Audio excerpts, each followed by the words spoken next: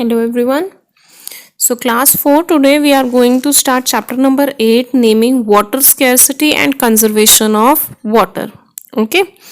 So water के बारे में already हम 2 chapters कर चुके हैं.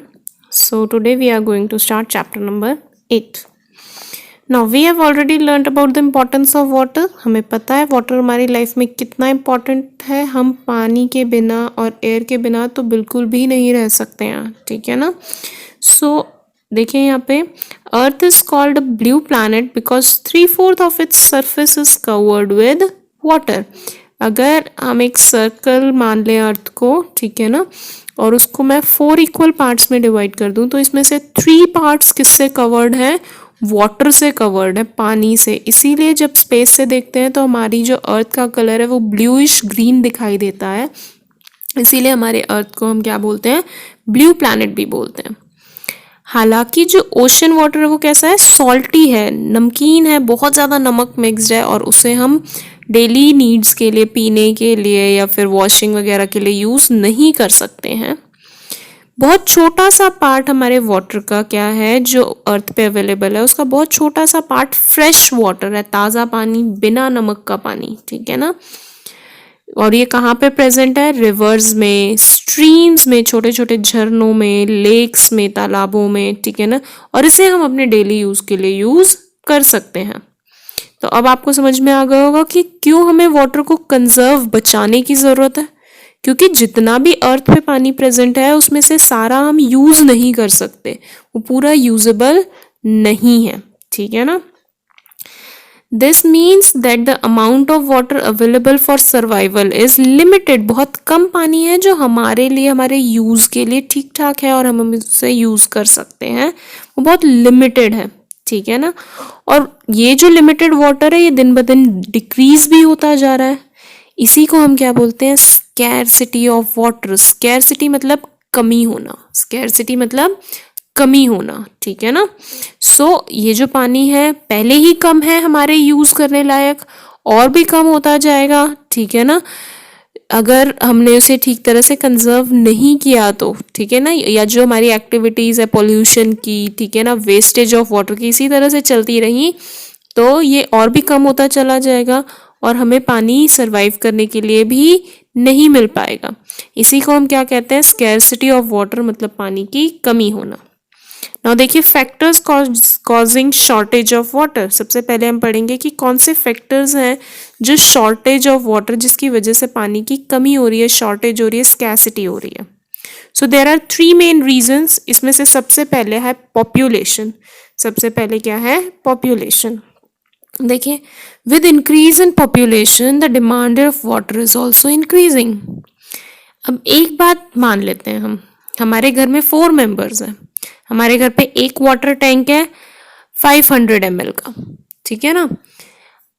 हमें वो पूरा दिन अच्छे से, मतलब हम 500 ml को यूज कर लेते हैं, थोड़ा बहुत पानी बच भी जाता है. ठीक है ना. 4 मेंबर्स की फैमिली में. लेकिन अभी क्या हो रहा है? जब क्या हो रहा है, हमारे पास में कुछ गेस्ट आ जाते हैं हमारे घर पे. मान लीजिए आपके 2 फ्रेंड्स और आ गए. ठीक है ना. टोटल मेंबर्स अब हो गए 6. अब वो 500 ml में आपका काम नहीं चल रहा है. You need more water. अब आपको और ज्यादा पानी चाहिए. तो सेम यही कंसेप्ट अप्लाई कीजिए पूरे वर्ल्ड के लिए. पॉपुलेशन, हमारी जनसंख्या जैसे जैसे बढ़ती जाएगी वैसे वैसे क्या होगा? ज्यादा पानी की हमें क्या है?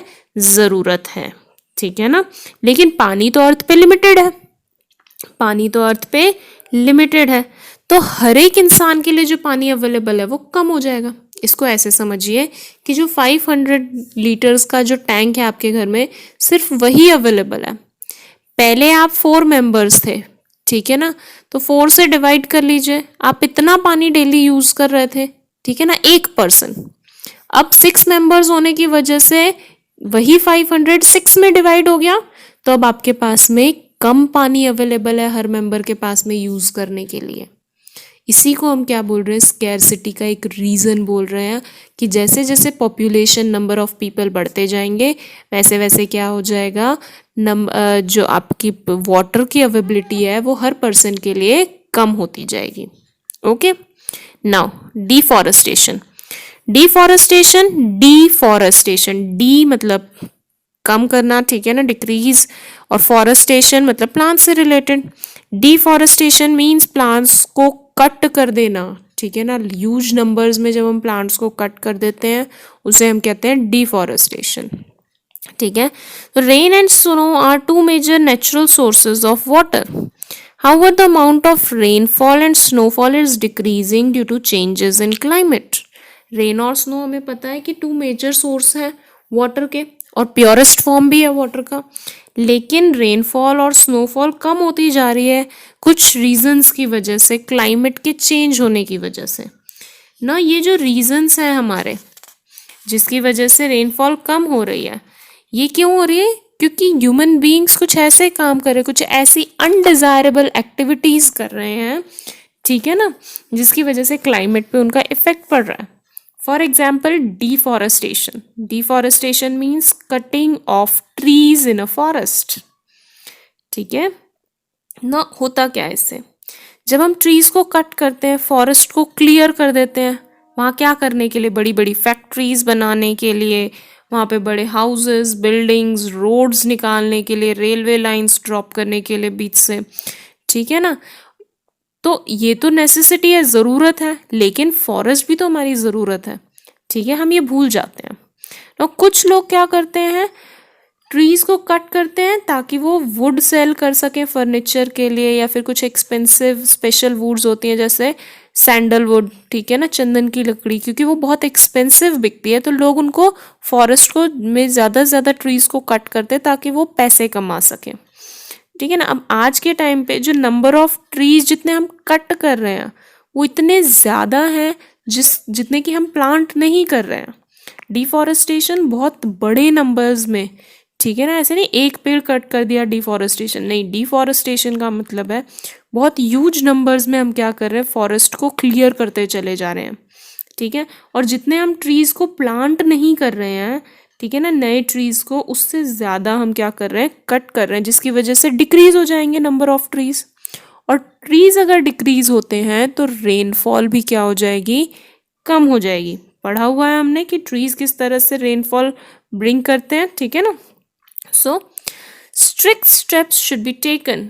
इसीलिए ज़रूरत है कि हम बहुत कड़े नियम बनाएं, गवर्नमेंट बहुत स्ट्रिक्ट रूल्स बनाए, ठीक है। और सिर्फ गवर्नमेंट से काम नहीं चलेगा, हमें भी अवेयर होना पड़ेगा। अगर हम किसी को पेड़ कट करते हुए देखते हैं तो हमें उन्हें रोकना चाहिए और ज़्यादा से ज़्यादा ट्रीज को प्लांट करना चाहिए, ठीक है, ताकि एनवायरनमेंट में बैलेंस बना रहे। Next, setting up of factories. तीसरा एक बहुत बड़ा रीज़न है फैक्ट्रीज का बनना। अभी हमने बताया कि फैक्ट्रीज जो हैं उनको बनाने के लिए, इंडस्ट्रीज को बनाने के लिए, ठीक है, रोड्स, रेलवेज को एक नेटवर्क बनाने के लिए हम फॉरेस्ट को क्लियर कर रहे हैं। तो वैसे ही सेटिंग अप ऑफ फैक्ट्रीज का भी एक बहुत इंपॉर्टेंट रोल है वाटर की कमी होने में। क्यों? क्योंकि देखिए बड़ी बड़ी फैक्ट्रीज अलग अलग जगहों पे सेटअप होती हैं।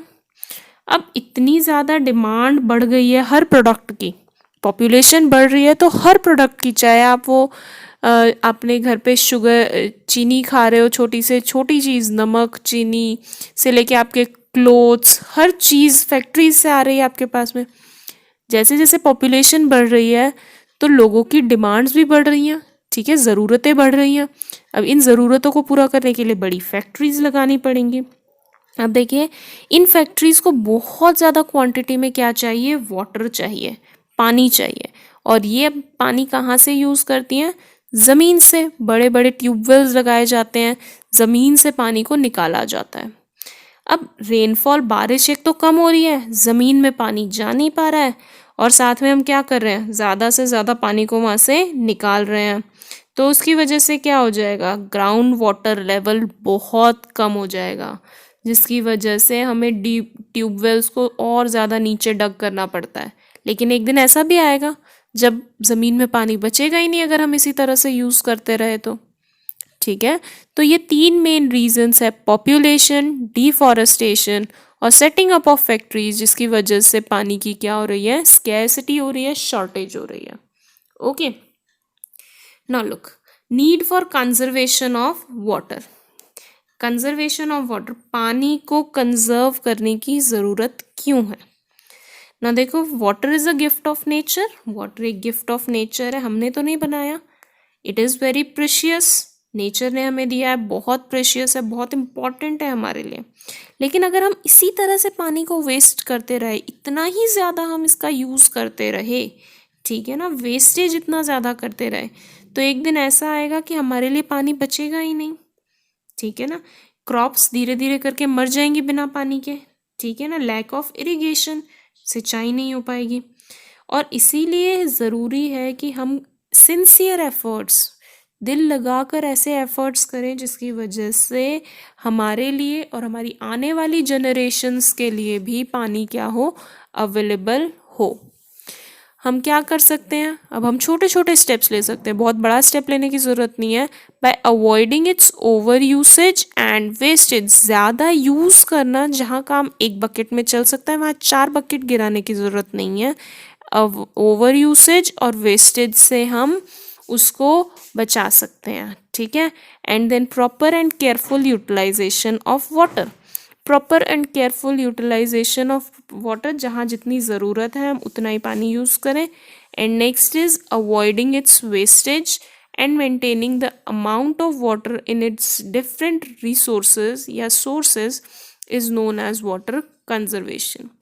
Proper and careful utilization of water, proper तरीके से उसको यूज़ करना ताकि उसकी वेस्टेज ना हो, और जो अमाउंट ऑफ वाटर है डिफरेंट सोर्सेज में, रिवर्स में, लेक्स में, स्प्रिंग्स में, वो उतना ही मेंटेन रहे. इसी को हम क्या बोलते हैं, water conservation. Okay, so this is your half chapter done, and in the next video we will do the remaining half part of this chapter. So goodbye everyone and stay healthy.